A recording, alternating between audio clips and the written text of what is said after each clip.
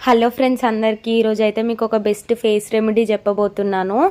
అనవసరంగా బ్యూటీ పార్లర్కి వేలకు వేలు లక్షలు లక్షలు ఖర్చు పెట్టుకునే బదులు ఇంట్లోనే ఇలా సింపుల్గా అయితే చేసేసుకోండి.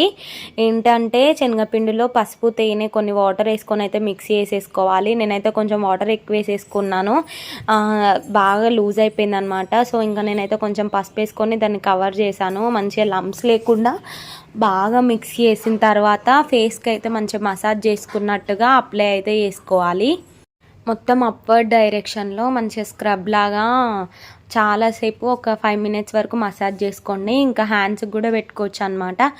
ఒక 20 మినిట్స్ తర్వాత స్నానంకి వెళ్తే ఫేస్ అయితే ఎంత గ్లోయింగ్గా కనిపిస్తుందో మీరే చూడండి. అప్పటికి ఇప్పటికి ఎంత డిఫరెన్స్ ఉందో.